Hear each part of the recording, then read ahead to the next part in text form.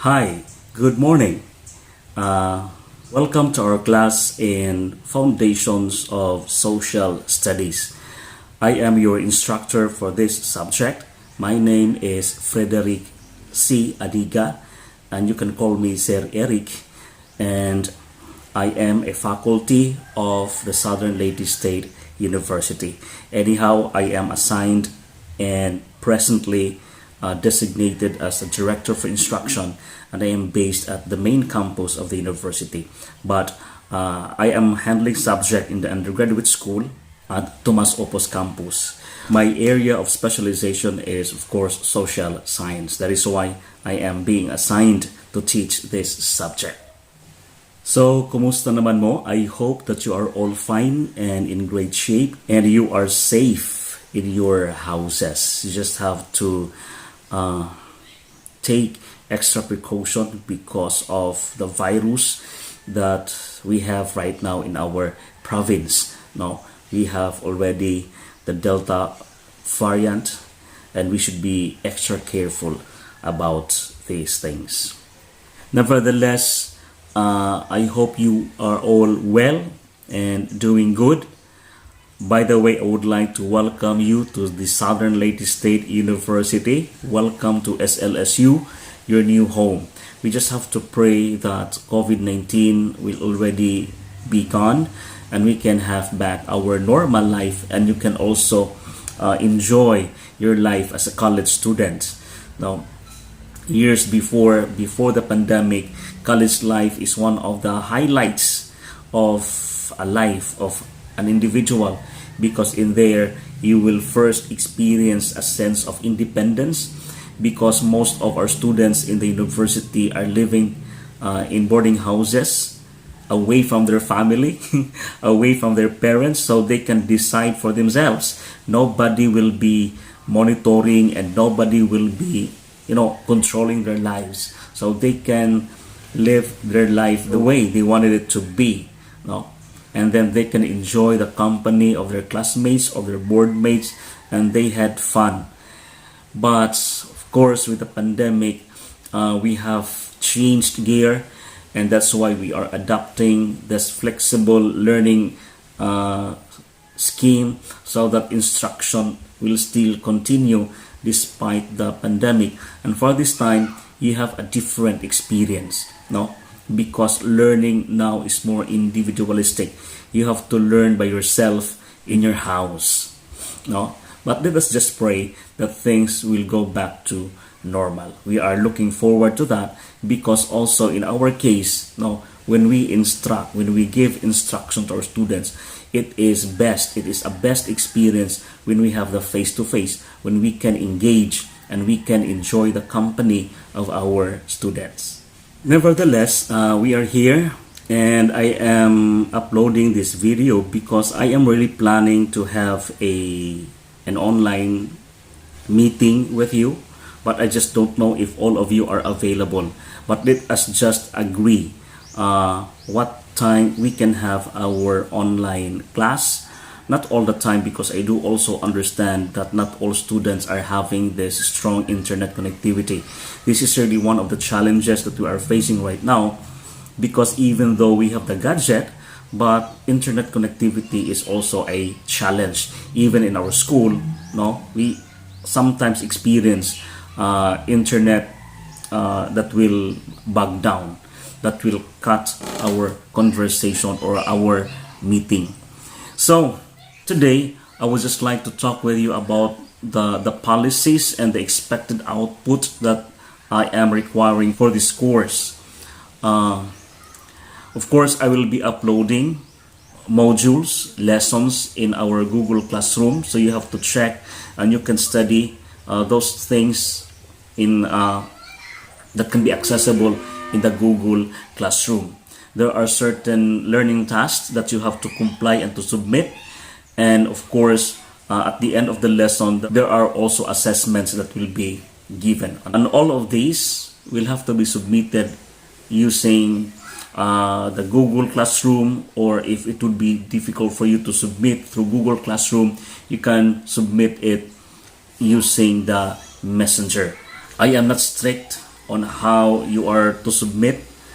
My students would sometimes just take a picture of their assignment. Just make sure that it is legible, meaning to say, klaro ang pagka-picture, so that when I transfer this from image into a Word document, I can read it clearly. So pwede rin ana, you can handwrite your output and take a picture of it and then submit it to me through either the Google Classroom, or you can use the private message. So in submitting your output, if ever you will be submitting it through the messenger, do not submit it or do not post it in the chat group that we have in our class. Rather, you have to submit it personally to my account.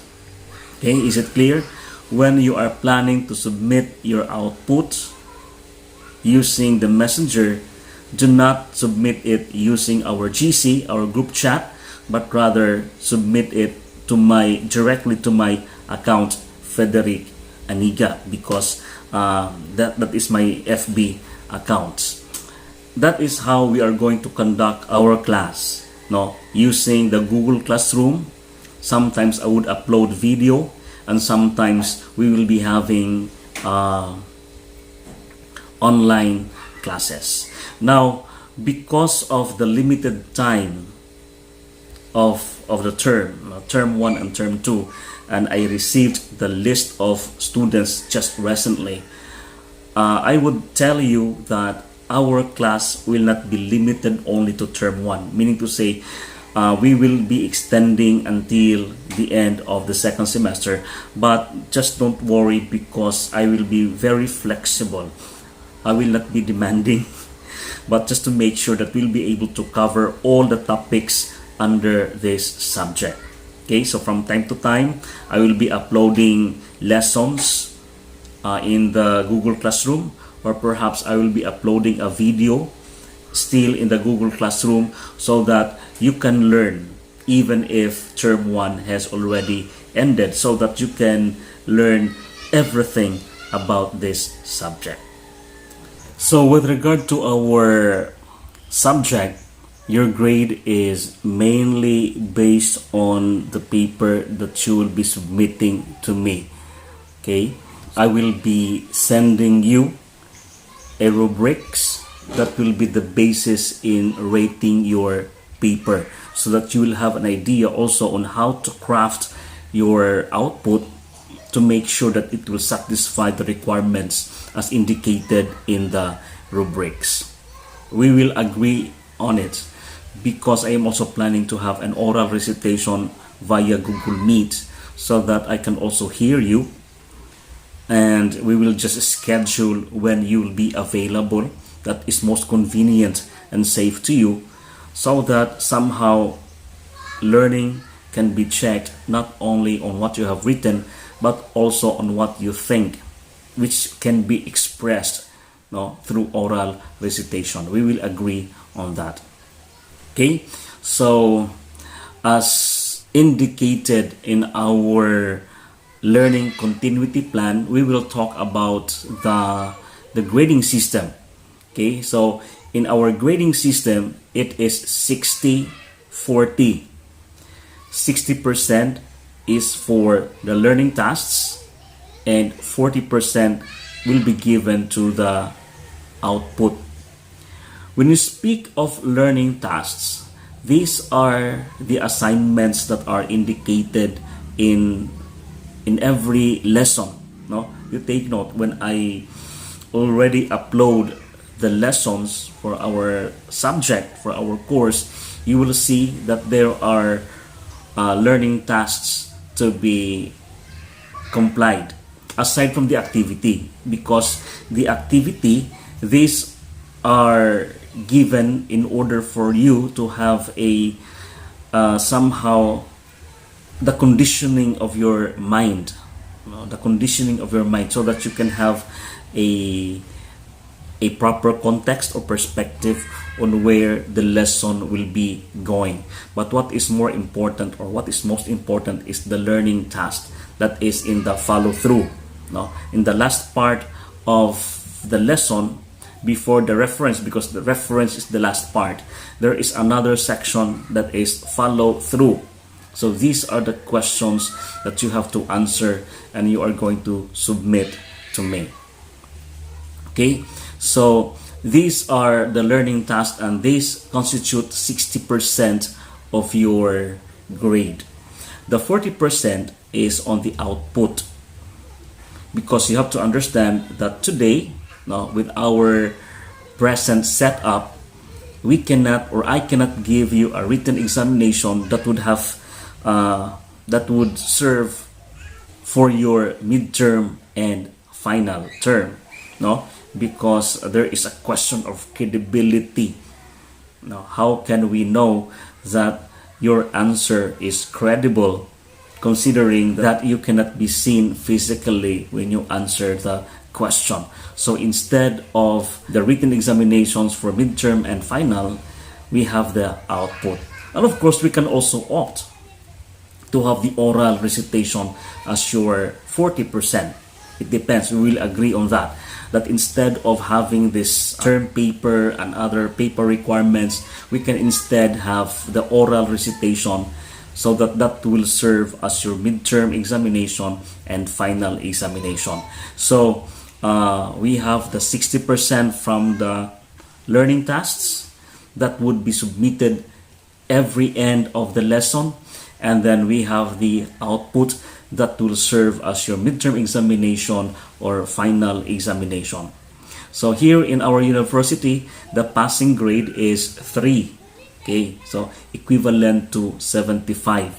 So if your grade will be lower than 75, then that is considered failing grade. So make sure that your grade will not be lower than 75, because that is the passing grade in our grading system. And though in our learning continuity plan, we are giving a 1 semester grace period for you to submit your paper, but I highly discourage you to do that, to avail of that. As much as possible, you should submit all your requirements the soonest possible time, because there is a tendency that you will forget the requirements that you are expected to submit, particularly in our subject. Okay, so as an introduction of the course, this course is Foundations of Social Studies. This is a major subject that will be taken by BS Ed students with specialization in social sciences. So you are first year college students, and this subject is just appropriate for you, because at the very start, you should already have this proper understanding about social studies. Okay, that is why we have to understand the foundations of social studies. Well, based on experiences and based on the feedback of some other students, especially when we were still in high school and elementary, one of the most boring subjects is social studies. No, because as far as I can remember, if the subject is social studies, we will mainly read the book about social studies. No, especially if the subject is scheduled at 1 o'clock in the afternoon, we feel very sleepy because the subject is boring. But if we really have to look into it, we can say that social studies is one of the most exciting subjects a student can ever study, because social studies is a subject that deals with our life as members of the community, as members of our society. In fact, it is in this subject that we can develop critical thinking, so that we can analyze problems that are happening in our society. There are certain issues that we confront, and only a social scientist can do that.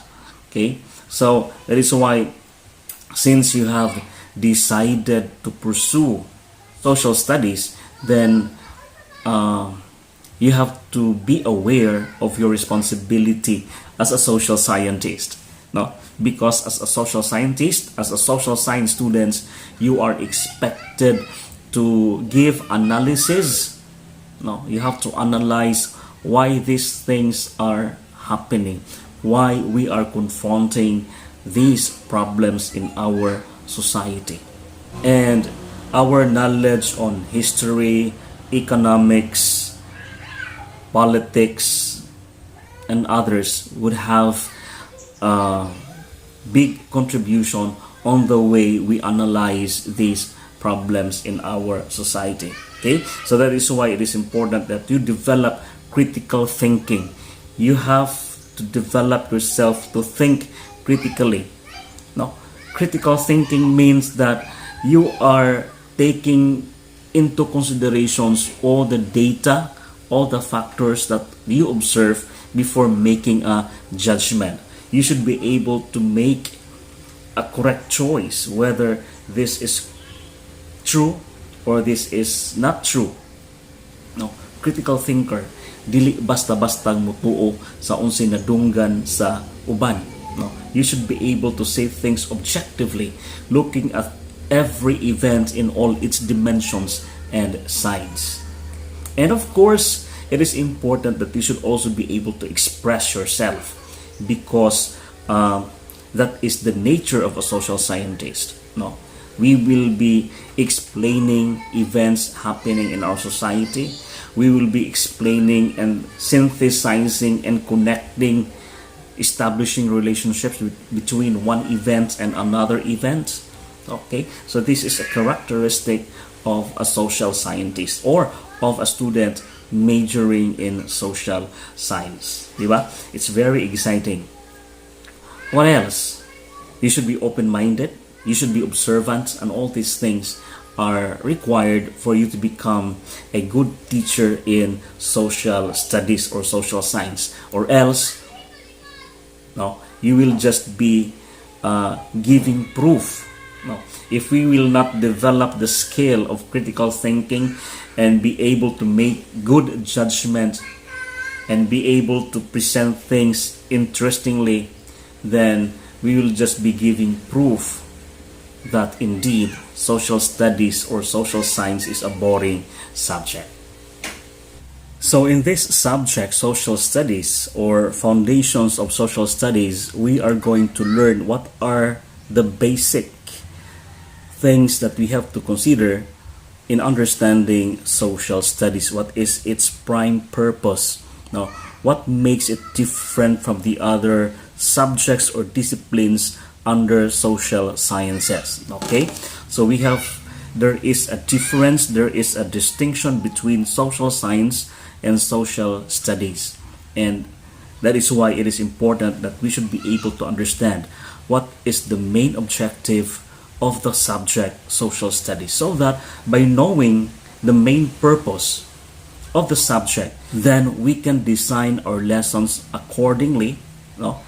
Having this proper understanding will give us a clear view and direction of the lessons that we are going to prepare, of the strategies and the activities that we're going to conduct, so that learning the subject is more meaningful and will have a lasting impact to our students. Okay, so it is expected that after we have learned the basic of social studies, the foundations of social studies, then we can be more effective and efficient in the future when we teach social science subjects, and most specifically the social studies. So with this introduction, I hope that I have guided you in the proper perspective, the proper point of view. And after this introduction, I will be uploading our first lesson, and of course we will still be active in our group chat, so that if there are things that are not clear, you can call my attention, you can message me, and we can have a discussion not only in this platform but also in Google Meet and other platforms that are accessible to all of us. Okay, so Don't forget my name, your teacher, your instructor in this subject. My name is Sir Eric Aniga. Good day and be careful and be safe, everyone.